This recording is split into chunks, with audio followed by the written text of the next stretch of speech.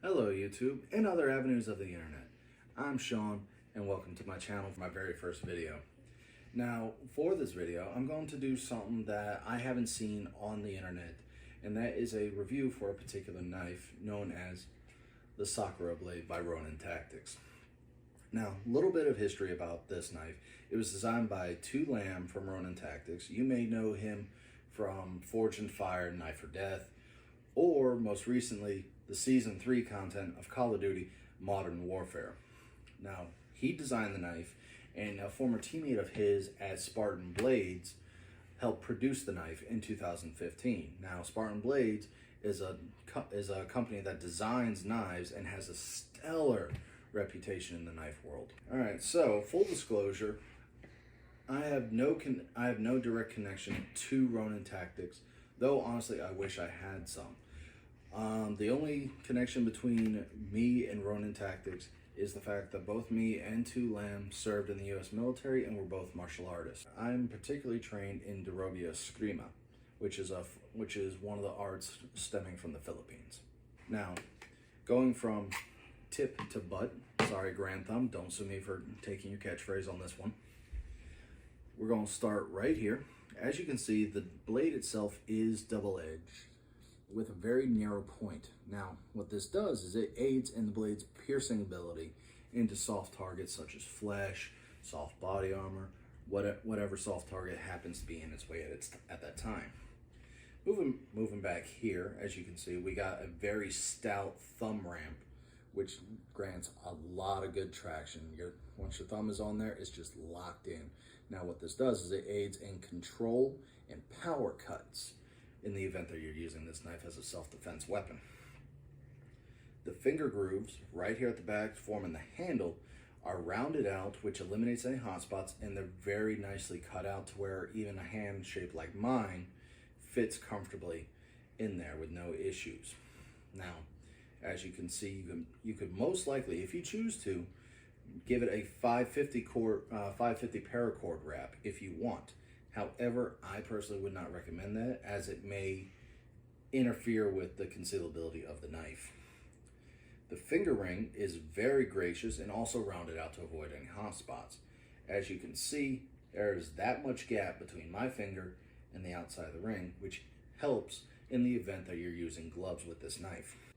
All right, so now, as far as the length of this blade goes, the total length is 8 3/16 of an inch, with the blade itself making 3.5 inches up of that length.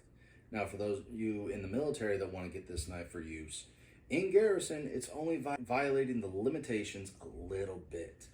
Now, for law enforcement, I honestly can't say, since my experience is strictly military, but I'm pretty sure it's going to depend on your department policies on whether or not you can carry a knife to begin with. Consult your policies. All right, so as you can see, this blade is just one solid piece of steel, CPM S35V to be exact.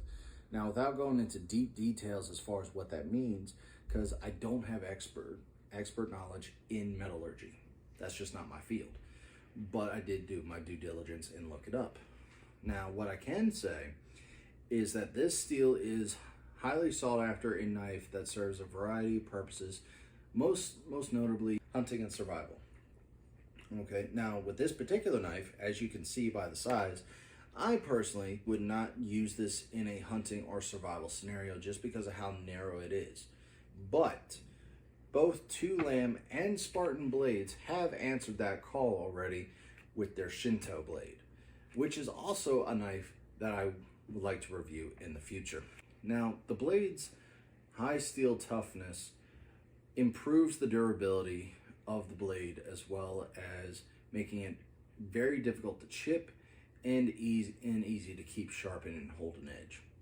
The steel itself is also high in corrosion and wear resistance, so it's not going to rust as easily in austere environments, but because it is still metal, eventually it will oxidize.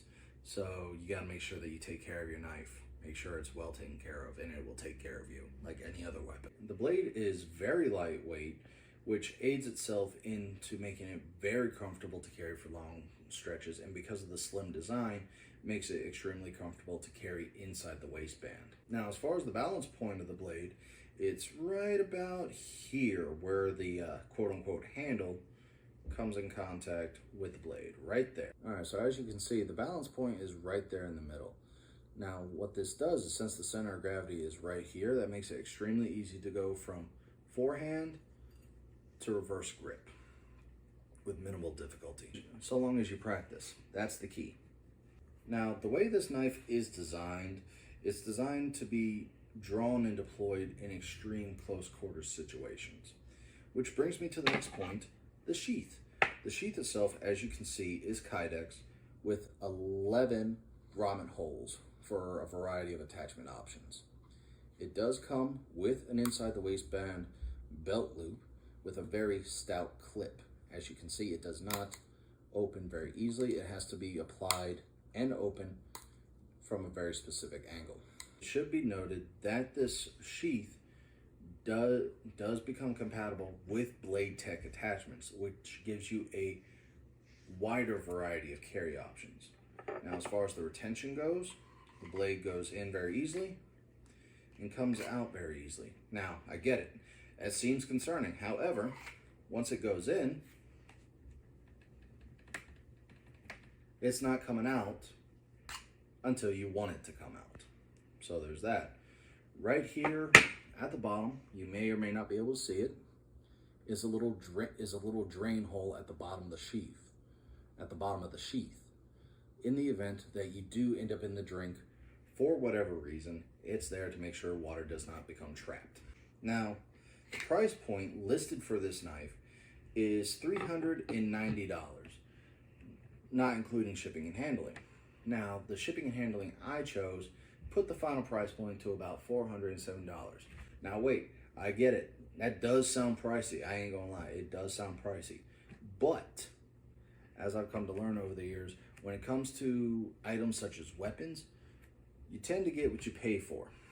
And also, you're not just paying that amount of money for just a good, high quality knife. No, my friends. You're also getting a red atomized aluminum trainer. This way, you can safely practice your fighting techniques or whatever have you without having to rely on the actual blade and risking injury. All right, so now with that being said, during my time owning this knife, I carried it in 3 very common carrying positions. First one, I was carrying it vertically. Now, with this method of carry, I found it to be comfortable in standing and walking, but not so much when I was sitting or driving in my car, as I felt it digging into my sides a bit. Now, forewarning, I do have a bit of veteran pudge. It tends to happen. No judgment here, okay? Okay. Now, option 2, pictured here, I had it angled in the appendix area. Now, with this method of carry, I found it to be very comfortable in both walking and sitting and driving my car. Okay. The only issue with that is, again, because I have a bit of a pudge, I gotta be a little more careful when I go to put the knife back. Okay, that's really the only primary issue that I had with that one. Carry option 3, pictured here,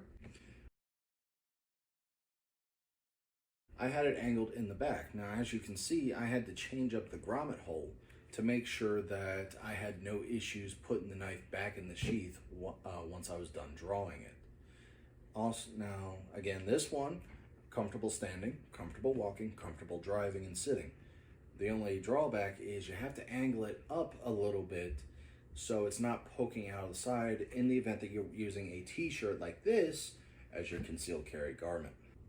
Now, as far as carrying goes, ultimately, with any method of carry, whether it's a knife, a firearm, or whatever, it's really going to come down to user preference. And as long as you can make it work for you, who really cares?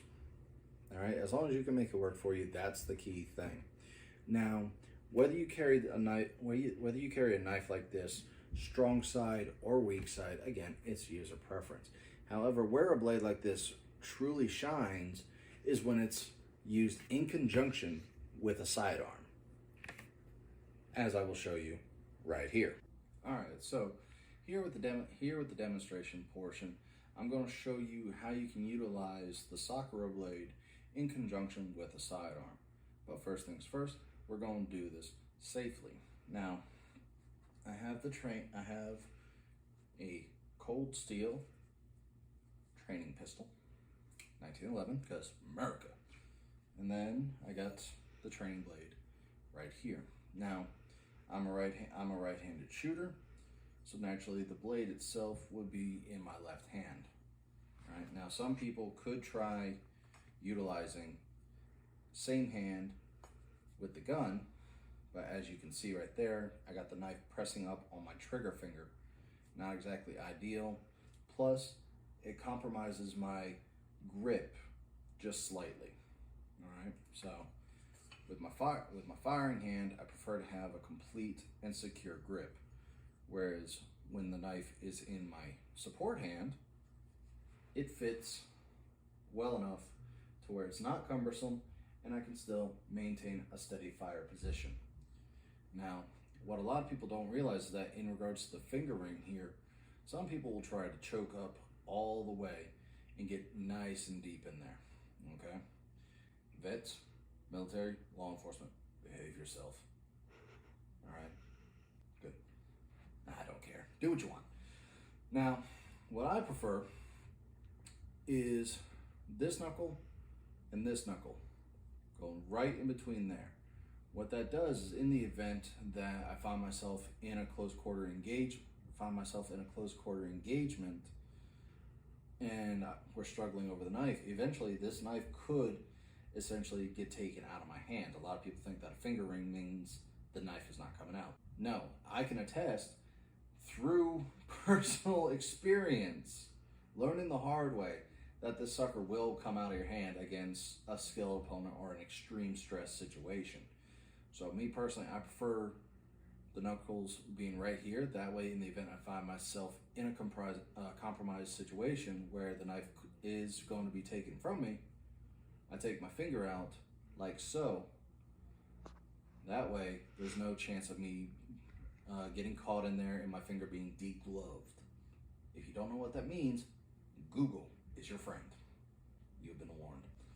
Now, also in the event of holding the knife in the reverse grip, or also known as Pakal with the Filipino martial arts, is it gives you the ability to flip it out and flail like this, giving you a bit of extra reach in reverse.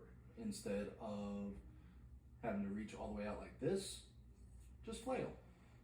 And with a double-edged knife like the Sakura, it will cut instead of just impact. And then you just flip it right back. Okay? Now, you could also carry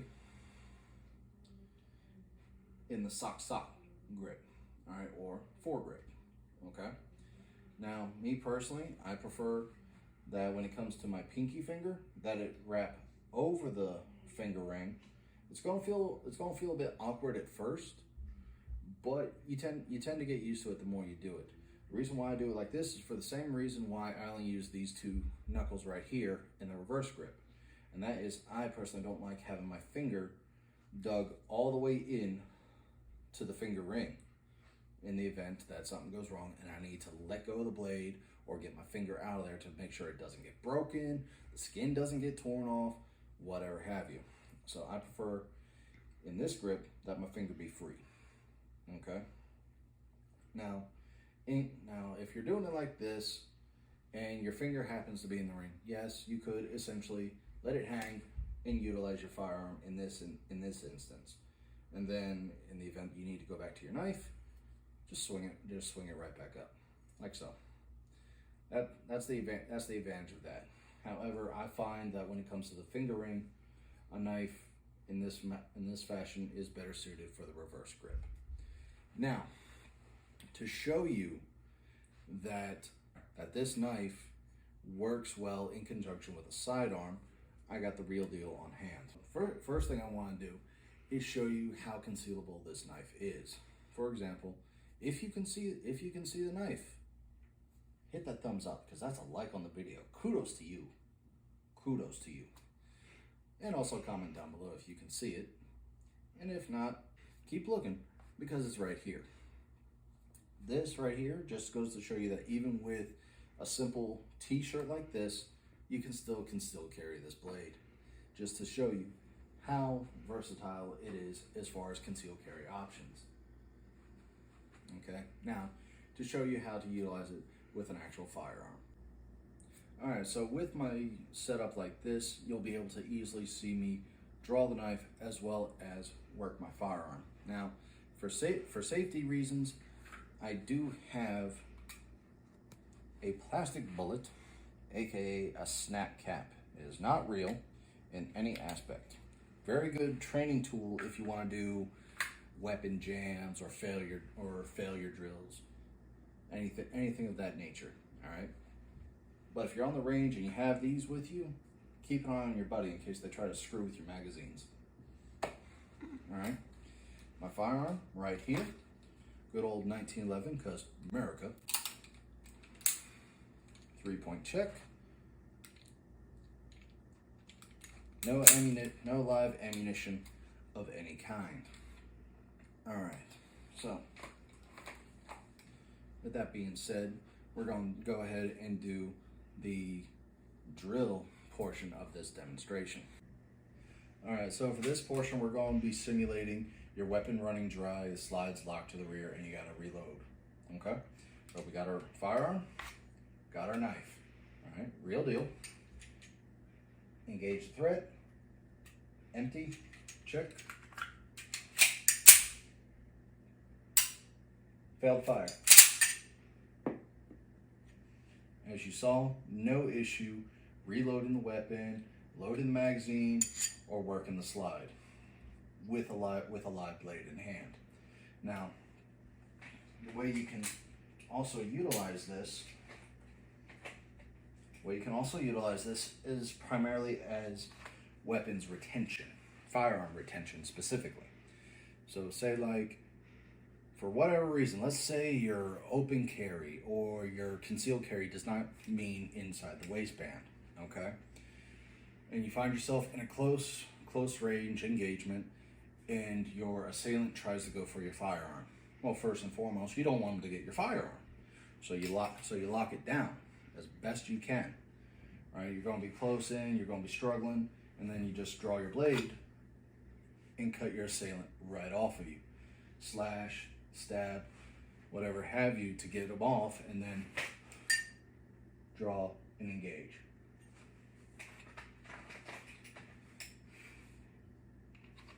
Yes, I'm fat, deal with it. That's how I would recommend using a knife like this. The finger ring, as you saw, lends itself very well to be able to utilize it in conjunction with a firearm. Particularly a sidearm is where it truly shines. I personally have not figured out how to make this knife work well in conjunction with a two-handed weapon such as a rifle, for example. I haven't figured that out. As far as I know, there are only 2 knives on the market that work well in that capacity, neither of which I own at the moment.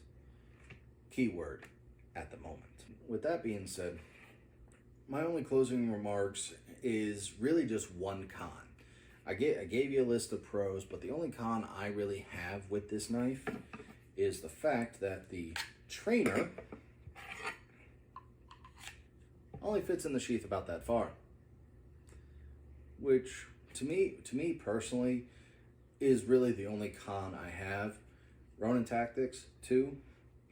If this could be a design change in the future, I personally think that would be phenomenal, because if you have a knife that can work with the equipment that you have on hand, that's going to further enhance your ability to train and utilize that weapon in many different scenarios.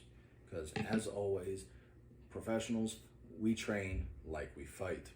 Now, make sure you like this video, leave a comment down below, and let me know what kind of knife you prefer to carry, either in a tactical setting or EDC or whatever have you, or just whatever type of knife that you personally prefer to carry. Also, let me know if there's any other blades or items that you want me to review in the future. I will have more videos coming out, so keep your eye open for those. I'm Sean, and I will see you in the next video.